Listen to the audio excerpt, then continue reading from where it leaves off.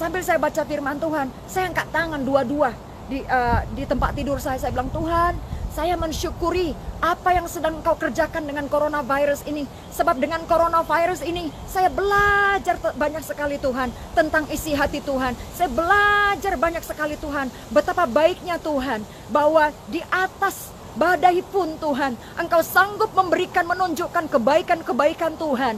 Mujizat-mujizat yang Engkau tunjukkan dalam hidup saya Tuhan.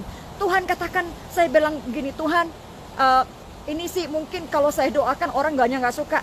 Tapi Tuhan, saya bilang, soal waktu-waktu kapan corona ini akan selesai, saya serahkan ke dalam tangan Tuhan. Karena tahu di balik coronavirus ini ada banyak peristiwa-peristiwa kebaikan yang Tuhan sedang ajarkan. Ada banyak pikiran-pikiran Tuhan yang Tuhan sedang ajarkan kepada anak-anak Tuhan. Dan saya berdoa Tuhan agar banyak anak-anak Tuhan di seluruh dunia, pendeta-pendeta, pemimpin-pemimpin menangkap isi hati Tuhan dan mengambil kesempatan ini untuk melakukan kehendak Tuhan, saudara-saudara. Itulah yang saya doakan kemarin, sampai saya bilang, oke Tuhan, saya sih nggak mau mempercepat-cepat gitu loh, mempercepat agar coronavirus ini terjadi kalau anak-anak Tuhan nggak belajar. Saya minta Tuhan, biarkan anak-anak Tuhan belajar, benar-benar belajar sampai mati dagingnya, daging kita ya, daging kemauan kita, sampai takluk kepada kehendak Tuhan. Saya termasuk juga sedang mematikan diri, saudara, sedang mematikan daging saya, ambisi saya, keinginan saya, saudara-saudara. Saya bilang sama suami saya sih sekarang Hani nggak peduli loh, terus terang mau kembali ke gereja kita yang lama atau tidak. Begini saja saya bersyukur kalau kita bisa beribadah di rumah. Kalau kita bisa mengundang beberapa keluarga nanti setelah coronavirus terjadi, mengundang beberapa tetangga yang bisa sehati dengan kita di rumah, tapi urapan Tuhan bekerja dan kita bisa saling hidup seperti keluarga, begitu ya. Dan anak-anak kita di rumah belajar. Saya bersyukur sekali saudara-saudara, dengan kami beribadah sering di rumah, menjadi sebuah gereja ya, dan anak-anak saya menjadi bagian daripada ibadah itu. Dan saya ingin apa yang kami lakukan di rumah menjadi suatu budaya yang bisa diteruskan oleh anak-anak kami, anak-anak saya dan suami saya, saudara-saudara, sehingga mereka mengerti bahwa kehidupan keluarga yang normal itu adalah beribadah di rumah dan gak harus bergantung kepada orang lain dan menyederhanakan kehidupan, tapi Tuhan hadir, saudara-saudara, dan masih bisa menjadi berkat buat ya saudara-saudara sini bisa mendengarkan firman Tuhan. Pelayanan itu sebenarnya gak sulit ya saudara-saudara. Seringkali kita yang membuat pelayanan itu yang sulit gitu. Saya mendapatkan pertanyaan dari saudara-saudara yang ada di Indonesia, mengatakan, Bu, tolong doakan saya ya, saya rindu sekali untuk melayani Tuhan, saya rindu sekali dipakai oleh Tuhan. Saya jawabnya seperti ini, amin, saya akan doakan, tapi mulai dengan buka rumahmu untuk tempat beribadah, buka rumahmu untuk penyembahan, buka rumahmu untuk menjadi rumah doa. Saudara-saudara, nanti saya akan menceritakan bagaimana membuka pelayanan yang efektif, membuka pelayanan yang gratis gitu ya, efektif dan efisien gitu loh. Tidak melelahkan orang, tidak merusak rumah tangga, dan juga tidak mengganggu rumah tangga orang lain, dan juga tidak mengganggu lingkungan. Saudara-saudara, jadi saudara, kita sekarang ini mesti mati nih, gereja-gereja, pendeta-pendeta mesti mati nih daging kita untuk ambisi, untuk menjangkau dunia ya. Nggak salah menjangkau dunia, tapi harus reachable, harus bisa masuk akal, harus bisa diukur, saudara-saudara ya. Jadi lebih baik kita menjangkau dunia dengan cara seperti Tuhan Yesus memuridkan 12 orang, satu gugur, saudara-saudara, tapi digantikan Tuhan lagi kan, Matius gitu loh, menggantikan si Yudas gitu. Tapi dari 12 orang ini bisa menjangkau dunia loh, saudara-saudara. Jadi saudara-saudara, apapun itu, kalau saudara mau ingin berbuah, kalau saudara-saudara ingin berbuah bagi kerajaan Tuhan, kalau saudara-saudara ingin memberikan impact bagi dunia, pertama kita harus mati dulu, saudara-saudara, di kedagingan kita, mematikan daging kita, ambisi kita, pola pikir kita, saudara-saudara, mindset kita dikubur ke tanah. Apa itu tanah itu? Melambangkan, saudara, baptisan ya, dikubur, dimatikan begitu di bawah tanah. Lalu saudara-saudara, dari situ saudara-saudara, visi yang baru muncul, strategi yang baru muncul. Kita mulai menjangkau banyak, kita mulai memberikan impact yang lebih besar. Kita mulai memberikan menjadi efektif. Impactnya besar, tapi saudara efektif gitu loh. Impactnya besar dan efektif, tidak membuang banyak waktu dan melelahkan banyak daging gitu ya, melelahkan banyak kedagingan kita, tenaga kita. Nah, itu tidak efektif. Kan firman Tuhan berkata begini, bukan di firman Tuhan ya, tapi peribahasa ada yang mengatakan lebih baik, sebenarnya di Alkitab juga, di kitab Amsal yang mengatakan tenaga lembu lebih baik daripada apa tuh ya, saudara tahu kan maksud saya. Jadi istilahnya tuh tenaga lembu itu lebih besar impactnya daripada kita cuma mencangkul tenaga diri gitu loh, maksudnya saudara-saudara. Jadi saudara-saudara, saya imbau kepada saudara-saudara kalau di rumah gitu ya, mulai menjangkau satu jiwa, mulai menjangkau satu orang, dan harus bayar harga. Bayar harga apa? Keluarkan kocek saudara, keluarkan masak di rumah, mulai bagi makanan ke tetangga. Saat ini siapapun yang diberikan makanan, saudara tidak akan nolak, saudara-saudara. Jadi saat ini makanya saya bilang nih, aduh, perpuluhan sistem di gereja, saudara-saudara. Kalau seandainya tiap kepala rumah tangga tidak, ya, saya bukan melanggar ini. Mungkin pendeta banyak nggak suka, tapi ini kenyataan, ini kebenaran, saudara-saudara. Bayangkan saudara-saudara, kalau uang saudara, perpuluhan saudara benar-benar pakai untuk betul-betul menjangkau jiwa tetangga, atau menjangkau jiwa yang benar-benar membutuhkan di tempat yang miskin, saudara-saudara. Saya percaya impact uang saudara itu lebih berguna. Kenapa? Karena selama ini saudara, sistem peribadatan kita yang kita lakukan mesti di gedung besar, saudara, dengan macam-macam kesusahan yang kita buat. Ada acara ini hanya untuk menjangkau jiwa-jiwa, hanya untuk membawa jiwa-jiwa, tapi tidak mengumpulkan banyak orang, tapi tidak membuahkan banyak murid-murid gitu ya. Nah, ini kurang efektif, saudara-saudara. Karena apa? Uang kita tuh menjadi tidak efektif. Kenapa tidak efektif saya katakan? Karena saudara-saudara, kita sebenarnya memperkaya dunia. Kita sebenarnya membuat dunia lebih kaya, menghabiskan uang dari anak-anak Tuhan, tapi impactnya tidak membuat mereka selamat, saudara-saudara.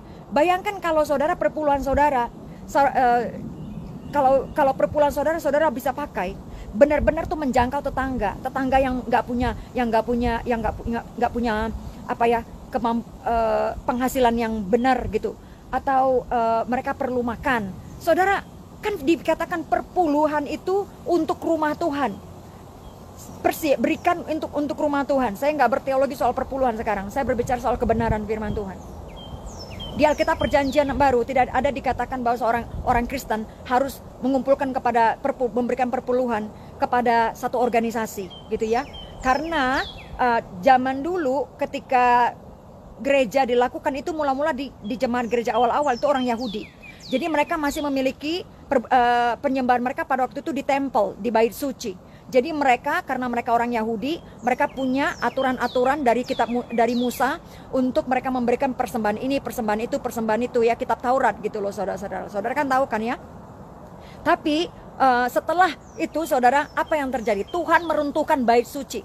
Tuhan meruntuhkan bait suci di Yerusalem. Kenapa? Karena Tuhan sedang mematikan, sedang menghancurkan, sedang mencabut pola-pola pikir orang bangsa Israel, bahwa berpikir bahwa Tuhan itu hadir, Tuhan itu soal gedung dan bangunan. Tuhan runtuhkan, Tuhan hancurkan pola pikir mereka, dihancurkan bait suci, sehingga Tuhan mengatakan hanya ada engkau dan saya. Engkau adalah bait suciku. Tubuh kita ini adalah bait suci Tuhan. Jadi saudara-saudara, kita adalah rumah Tuhan. Jadi saudara, ketika Tuhan memberkati kita, perpuluhan, yang kita berikan itu sebenarnya, perpuluhan yang kita gunakan itu bukan untuk suatu organisasi. Saudara-saudara, diharuskan. Tapi itu adalah yang Tuhan percayakan kepada kita, yang kita sisihkan, yang kita tidak makan sendiri untuk kita, tapi kita bisa berdoa sama Tuhan. Saya nggak bisa memberikan doktrin kepada saudara, karena apa? Saudara juga punya urapan Tuhan. Saudara juga punya Roh Kudus. Dikatakan Roh Kudus telah diberikan kepada engkau. Engkau memiliki pengurapan daripada Roh Kudus, dan Roh Kudus itu yang akan mengajarkan kepadamu kebenaran. Dan jikalau engkau mengetahui kebenaran, maka kebenaran itu akan memerdekakanmu. Saudara, ada banyak orang, saudara, diikat dengan macam-macam khotbah-khotbah perpuluhan, saudara-saudara, hingga membuat orang itu merasa guilty, merasa bersalah kalau tidak bayar perpuluhan. Saya mau mengatakan saudara tidak perlu bersalah kalau tidak memberikan perpuluhan kepada satu gereja. Tapi saudara harus tanya Tuhan, karena saudara harus membuka hati, membuka diri, jujur kepada Tuhan. Karena bukan soal number, bukan soal perpuluhan, bukan soal angka, bukan soal uang. Tuhan berbicara soal hati, saudara. Tuhan berbicara soal hati, saudara harus menjadi korban bakaran yang hidup. Saudara, jangan mengenyangkan diri sendiri. Jangan menjadi jemaat yang egois. Jangan menjadi rumah Tuhan yang egois, ya, rumah Tuhan bait suci. Tapi saudara-saudara, ini berbicara soal bahwa ibadah kita yang sejati itu bukan membayar perpuluhan. Ibadah kita yang sejati itu adalah, saudara-saudara, memelihara fakir janda, fakir miskin, memelihara orang-orang yang tidak mampu. Saudara, perpuluhanmu lebih berguna, lebih efektif kalau engkau bisa pakai itu untuk sungguh-sungguh menjangkau jiwa secara nyata. Mungkin keluargamu yang lagi miskin, saudara, kau bisa bantu dengan perpuluhanmu. Jangan dimakan sendiri, ya saudara-saudara. Ini lagi-lagi kan berbicara soal, saudara, berbicara soal hati gitu loh. Jangan rakus gitu loh, saudara-saudara. Karena Tuhan cuma minta 10. Bahkan kalau bisa kita jangan tergantung kepada 10, saudara-saudara. Kita harus memiliki kebebasan daripada Tuhan. Seberapa banyak, seberapa mau yang kita bisa beri. Terus terang saja, saudara, saya dan suami saya tidak mengikat diri kami dengan perpuluhan, saudara-saudara. Kami memberikan perpuluhan ke gereja karena kesadaran, bukan karena gereja menetapkan seperti itu. Ini hanyalah hati nurani kami. Nah, kadangkala saatnya ada saya mengatakan ke suami saya, Hani, perpuluhan kita kali ini ya, kasih itu tuh jemaat janda yang ada di Israel, dari teman kita, atau pelayanan yang sama sekali, saudara, kita tidak tahu. Kita tidak berhubungan dengan mereka, tapi kami tahu bahwa mereka ini benar-benar melayani orang-orang yang betul-betul menjadi tujuan Injil, yang benar-benar nyata untuk menjangkau jiwa-jiwa, saudara-saudara. Jadi uang kita bisa dirasakan secara langsung jiwa-jiwa yang membutuhkan. Tapi kebanyakan ini, saudara-saudara, saya lihat ya, perpuluhan jemaat Tuhan, orang-orang Kristen, saudara, dipakai untuk memperkaya dunia, beli gedung, bayar listrik, bayar AC sampai puluhan juta, sampai ribuan dolar, saudara-saudara, bayar pajak tiap tahun. Gunanya apa? Gitu kan ya? Kan gak harus begitu toh? Begitu. Dan saya mau katakan, saudara-saudara, Tuhan katakan di tahun 2007, Hana katakan kepada umatku bahwa anggur dan roti akan kuambil dari gereja sistem gereja Babylon, saudara-saudara. Kenapa Tuhan bilang begitu? Tuhan bilang gini, karena krisis yang akan terjadi akan membuat jemaat-jemaat tidak sanggup lagi membayar perpuluhan ke gereja. Oleh karena itu banyak gereja-gereja yang bangkrut. Saudara, ini datang tahun 2011 saudara-saudara. Nah, pada waktu itu 2011 ternyata kejadian ini, saudara-saudara, terjadi nyata. Banyak ribuan gereja di Amerika tutup, saudara-saudara. Karena tahun 2000 sebentar dulu. Kapan ya saya tutup. Karena apa? Banyak gereja-gereja yang bangkrut. Karena krisis ekonomi terjadi di Amerika tahun 2008 dan juga beberapa tahun setelah itu di zamannya Presiden Obama, saudara-saudara, terjadi krisis ekonomi dan juga penganiayaan karena LGBT, saudara-saudara. Jadi banyak gereja-gereja yang tutup, yang tidak sanggup membayar biaya gedungnya. Saya pikir-pikir begini, wah, ternyata Tuhan menggenapi apa yang dikatakannya. Jadi saudara-saudara, mari kita jangan memperkaya dunia dengan uang yang mestinya kita berikan kepada penginjilan, yang mestinya untuk memberikan impact. Karena apa? Kita ini harus menjadi, kan begini loh, ketika Tuhan Yesus ke dunia, apa yang dia lakukan? Dia melayani orang sakit.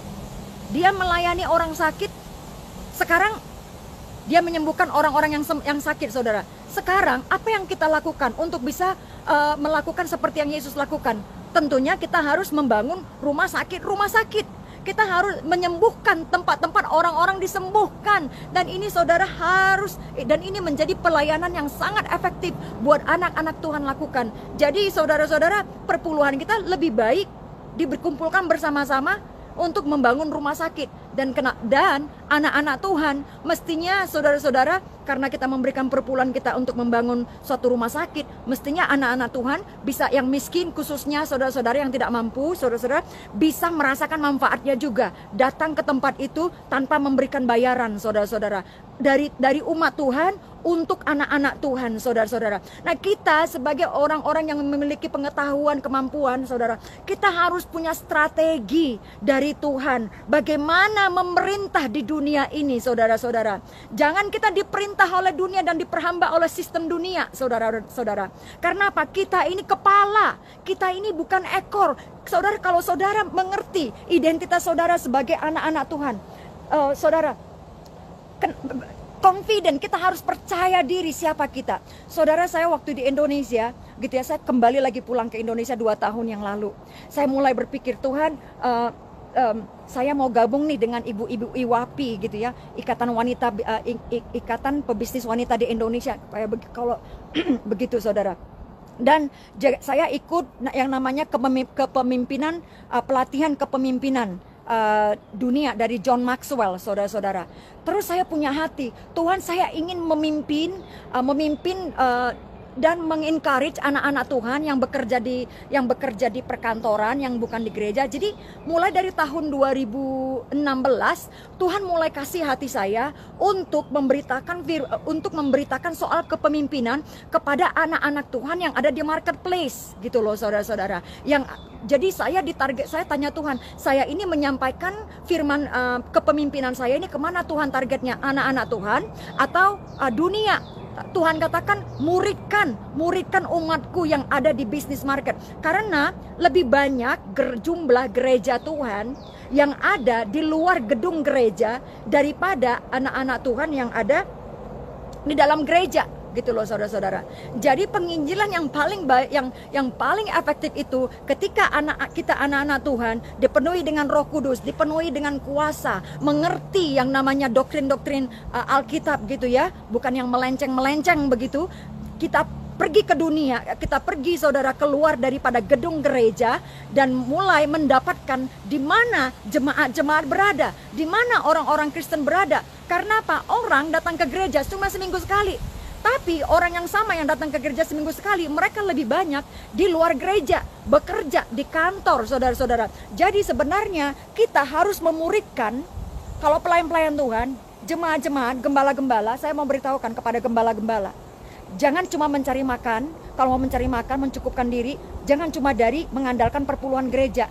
Jadilah menjadi pendeta gembala yang efektif, yaitu yang punya strategi, yang kreatif gitu ya.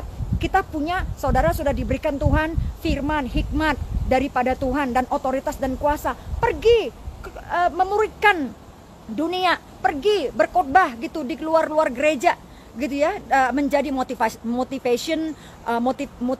motivator speaker gitu ya, dan menjadi pelatih kepemimpinan. Karena kepemimpinan, pengajaran kepemimpinan itu sudah ada pada pendeta-pendeta, saudara-saudara. Jadi gunakan, kan Tuhan bilang begini, aku akan memberikan harta kekayaan orang-orang fasik untuk diberikan, dicurahkan kepada anak-anak Tuhan, orang-orang benar. Nah, saudara, kebalik. Jadi kita, anak-anak Tuhan, para pendeta, yang mesti harus pergi keluar daripada gedung gereja dengan ilmu yang Tuhan berikan, dengan hikmat yang Tuhan berikan. Pergi ke kantor-kantor, pergi ke bisnis-bisnis, saudara-saudara. Nanti Tuhan kasih tuntun hikmat, strategi bagaimana untuk menjangkau kantor-kantor dan berikan mereka kepemimpinan, saudara, strategi bisnis. Kenapa saya bilang strategi bisnis? Kita ini kan kita ini adalah pengusaha, pengusahanya Tuhan, pengusaha ciptaannya Tuhan. Kita ini manajernya Tuhan, gitu loh, yang akan ciptaan dunia ini. Jadi saudara